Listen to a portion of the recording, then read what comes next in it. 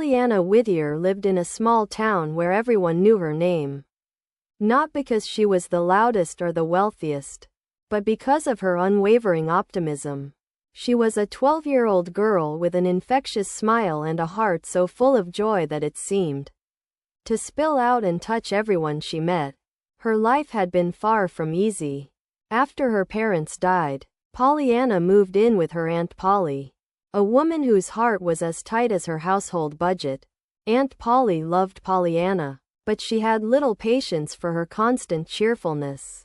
The world, in her eyes, was full of hardships that needed to be faced head-on, not avoided with a smile.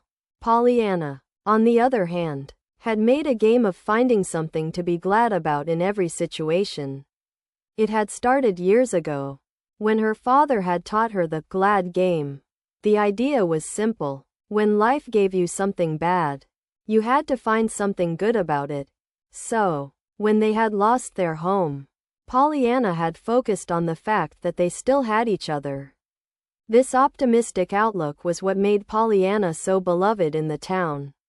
Every morning, she would greet the townspeople with a bright good morning, or a cheerful wave, and every afternoon, she would make her way to the local orphanage, where she volunteered to help with the younger children. Pollyanna was always looking for something to be glad about, and she found it in the smallest things. A sunny day, a kind word, or even the simple joy of helping someone in need. One particularly gloomy afternoon, Pollyanna was walking through town when she noticed Mr. Pendleton, the grumpy old man who lived in the big house at the edge of the village. No one ever saw him smile, and the children dared not approach his property, for fear of his sharp words and scowls. But Pollyanna, with her heart full of hope, decided to pay him a visit. "Good afternoon, Mr. Pendleton," she called as she walked up his driveway.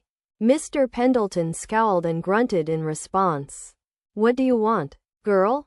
Pollyanna tilted her head. "Well, I was just thinking how glad I am to see someone outside on such a lovely day." "Aren't you glad it's not raining?" Mr. Pendleton looked at her, his eyes narrowing. "It's just a day like any other. Nothing special about it." Pollyanna smiled even wider. "But that's the best part. Every day is special, even if it's not what we expect. You see, I found something good about today. The sun is shining, and you're out here, which means I get to say hello." For a moment, Mr. Pendleton said nothing. He stared at Pollyanna, almost as if he were trying to figure her out. Then, to her surprise, he let out a small chuckle. "You're a strange one," he muttered. "I'm glad you think so," Pollyanna replied, her voice full of delight. "It means I'm making the world a little more fun." From that day on, Pollyanna made it a point to visit Mr. Pendleton every day. At first, he grumbled, but over time, he found himself looking forward to her visits. Each time, Pollyanna would find something to be glad about, even in the smallest things. Slowly, she began to chip away at the walls Mr. Pendleton had built around his heart. One winter afternoon, just before Christmas, Mr. Pendleton surprised Pollyanna. He had baked a batch of cookies, burned slightly on the edges, and delivered them to her house with a note that simply read, "Thank you for making me glad."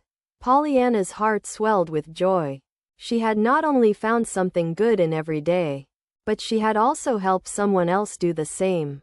In the end, it wasn't the grand things that made life worth living. It was the small moments of kindness, the simple joys, and the promise of always finding something to be glad about. And that, Pollyanna believed, was the best game of all.